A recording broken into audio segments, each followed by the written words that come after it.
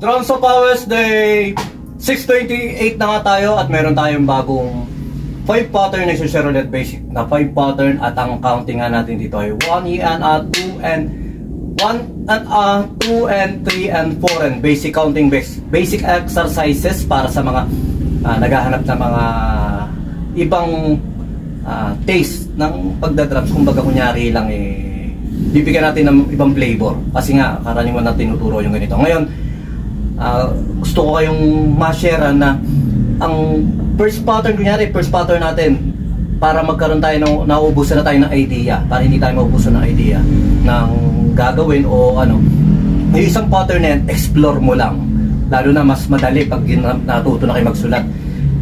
Tatanggalan mo lang ng snare dun sa notation, tapos dadagdagan mo lang ng konti para makapag-create ka o makakonstruct ka ng bagong pattern o bagong beat. Yan lang ginagawa ko rito. Ngayon meron akong bagong ginagawa na fill-in lang, basic fill-in siya. Tapos nakapokus lang ako ron sa isang pattern na inumpisahan ko na yung kagaya ng last pattern niya ron sa 1 na natin.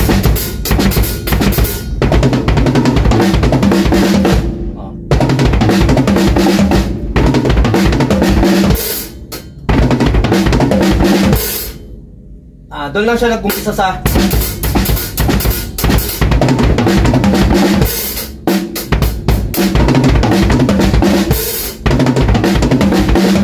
tapos ngayon iniisipan ko siya ng bagong approach, bagong combination kung saan ko siya pwedeng gamitin, kung saan ko siya pwedeng exercises na gawin niya. Pero di pa lang tayo nag-umpisa sa pattern na yun. Basta ganun lang. Okay, balik tayo dito sa ating pattern. 5 basic pattern to at ang counting nga natin dito 1 and 2 and 3 and 4 and. Okay, play na natin at play natin siya ng 8 bars. Kung sumobra ako dumagdagman kasi nga wala naman nagbibilang dito, ako lang. At saka mas maganda kung may metro to dahil ito basic yung mga pattern na to. Okay, play lang natin siya.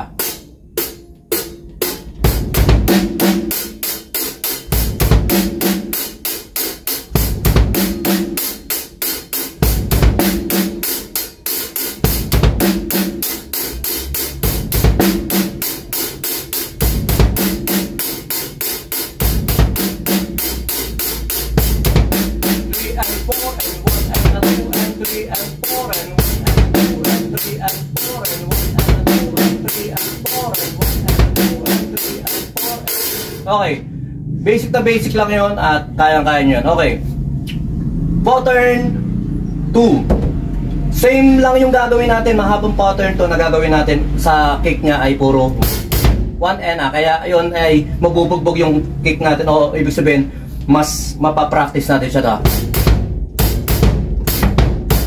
Okay, try natin itong pattern 2. 4 and 1 and 2 and 3 and 4 and 1 and 2 and 3 and 4 and 1 and 2 and 3 and 4 and 1 and 2 and 3 and 4 and.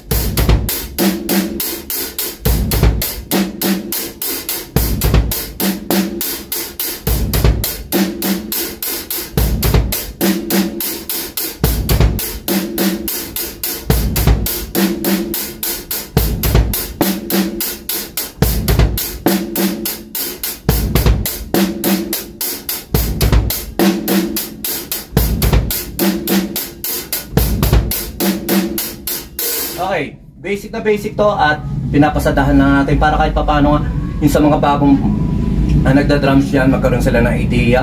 At etong sa kick nga nito, ang ginagawa lang natin dito 1 2 okay, wala pala tayo sa 2 na. Doon lang tayo sa 1 1 ganun lang siya.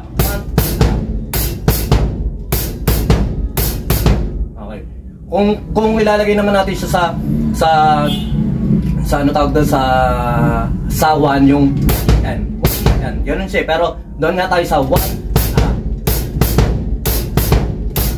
Okay, pattern 3.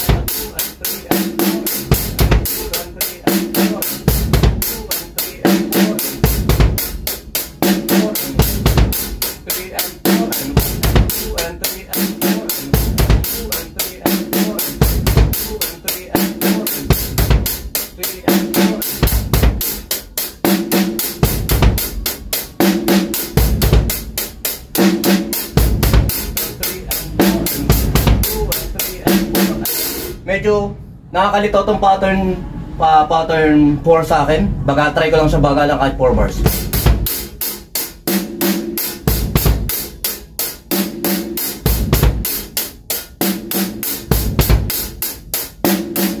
Okay. Play nyo siya na mabagal, tapos kung saan na kayo magiging komportabling pattern. At saka ito nga medyo naninibago na naman ako sa kick ko kasi nga kick na ano natin yun nag-tight tayo ng konti tapos sa paa. Basta may binabagayan para sa akin Minsan kasi pag nakatapak ako, ang nangyayari nga mas gusto ko yung naka-loose lang siya, pero pag nakasapatos ako, mas gusto ko konting tight siya. Parang ganun. Sa pakiramdam, siguro nga basta ganun lang ako, ina-explore ko lang kung ano yung nararamdaman ko, pinipihit-pihit ko, ina-adjust ko para kung saan ako magiging komportable. At ganoon din sa pagtutuno, ganun din ako, gusto ko komportable yung tenga ko, yung pakiramdam ko rin sa tono ng drums ko bago ako mag-play. Pero minsan talaga nagpe-play na tayo dahil wala nang time, lalo na sa mga gig ko, ano yung nadatan mo ron, pe-play mo na lang. Okay, pattern 5.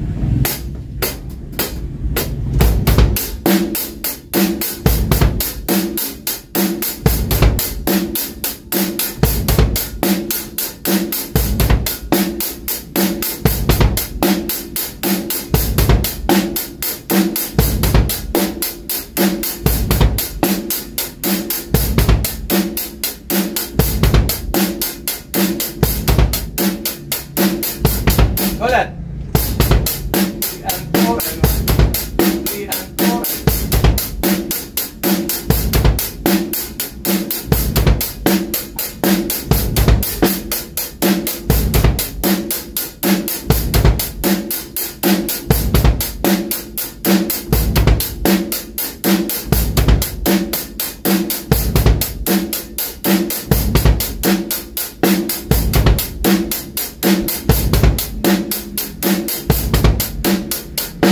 Okay. Basic pattern lang to, basic exercises, at nakikita nyo naman kahit basic siya, nagkakamali-mali ako kasi nga ngayon lang din natin siya halos inaaral, ngayon lang natin siya pinapasadahan.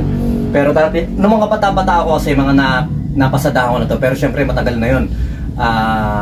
Parang 15 years na nung naisulat ko to, nakalipas. Pero tingnan nyo naman, ngayon pa rin minsan nagkakamali, at nagkakamali talaga ako kasi nga mas marami akong time nung araw para mag-aral-aral ng ganito, pero ngayon nga limitado na lang kung ano na lang yung masalpakan natin. Basta kayo, tuloy lang kayo, ganyan lang. Tapos i-video nyo rin yung sarili nyo kasi masarap lang sa pakiramdam na syempre nababalik-balikan natin yung mga pinagkagawa natin kahit na hindi naman magustuhan ng lahat yung ginagawa natin. Importante na nagugustuhan natin yung ginagawa natin. Ayun ang pinaka-importante. Gustong-gusto mo yung ginagawa mo. Nagda-drums ka hindi para impress kung sino man dyan at impress kung kapwa mo drummer, higitan mo, hindi. I-develop mo yung sarili mo, i-develop natin yung sarili natin para mas ma-enjoy natin yung experience natin sa pagda-drums. Ayun lang. Tsaka maraming salamat sa nagla-like, nag-share, nagko-comment dyan. Sige, open lang at welcome kayong lahat sa mga kahit pangbabas, okay lang. Ganyan talaga buhay. Marami naman talagang hindi ako magandang nagagawa dito sa drums. Pero nagpapasalamat ako dahil ilang minuto ng buhay nyo nasasayang ko. Kaya salamat sa mga nagko-comment dyan at saka nag-share, nagla-like at nagpa-follow. Tuloy lang tayo sa share your positivity. Yan, sa mga kapwa natin drummer, marami magagaling ngayon, marami kayong pwede i-follow na napakalaki ng opportunity ngayon ng mga drummer na matuto, mabilis matuto at maaral kasi nga isang click mo lang nandiyan na sa ano mo, yung notation, yung kung paano siya ginagawa. Marami nag-share, nagtuturo, kaya advantage yan. Kaya napakadami magagaling na bata ngayon, bata pa lang napakagagaling na. At yun, gift din siguro talaga yun. At saka yung gift na yun ay hinaluan na rin ng tiyaga na mag-aral. Tayo rin ngayon ay dinidevelop natin yung tiyaga na mag-aral, hindi lang magpapalo na magpapalo. Yung energy natin sa pagpapalo na yun, ilalaan natin sa energy ng pag-construct ng isang pattern o isang idea na maaari nating i-share sa inyo o maaari nyo rin magamit at maaari ko rin syempre ma-apply sa mga ginagawa kong pattern. Ayun nga, meron din akong ginagawa ngayon araw-araw. Yung kaninang ginawa ko, isang basic lang yun, yung diba? Yung napapanood nyo mamaya sa my day ko yun. At ang i-breakdown ko na, mga ganda nga rin siguro dito ko share po, tapos doon ko na lang kakat ko na lang para isang ano nga na lang, no? Okay din yun. Pero mas maganda kasi hiwalay siya sa tinuturo natin dito at tinuturo natin doon para kahit pa paano nga magkaroon ng ano. Pero dito share ko na rin dito yung ginawa ko kanina, yung pwede siyang una, pwede siyang sabay nito na.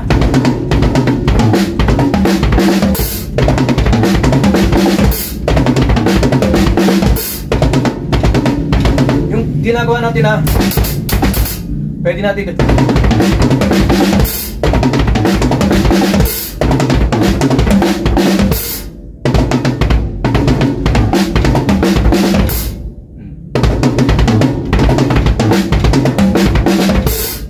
ganun lang siya, yung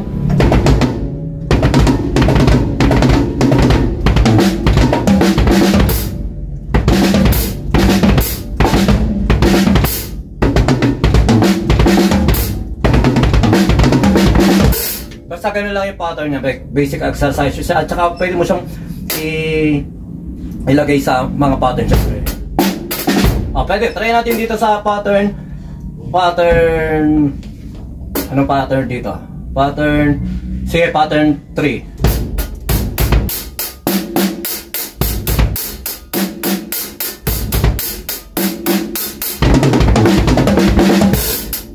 Parang ganun lang.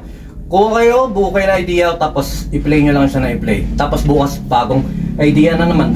Para araw-araw nakakapag-build tayo ng mga rudiments pattern na maaari rin natin magamit sa gig. At yan, siyempre, iniisip-isipan natin ng konti-konti. Hindi natin yung basta tsambahan lang. Pero siyempre, sa mga maestro dyan, pasintabi po, at ito'y exploration lang para sa aking sarili. Yung mga pinag-share ko na pattern o beat, para kahit pa paano nga ay may documents ko rin at ma-video ko. Pag na-video ko, ma-analyze ko kung ano yung dapat kong improve at ano yung dapat natin bawasan sa mga pagpe-play natin. Ayun lang. Sumayin nyo ako pa Peace Video, Drums Papawes, at saka syempre Bijam Production, at saka Bijam Lights and Sounds, at saka Pakot Pasakay. Maki-like at maki-share na rin po yung aming mga page. Maraming salamat. Sumayin nyo ako pa Peace Video. God bless.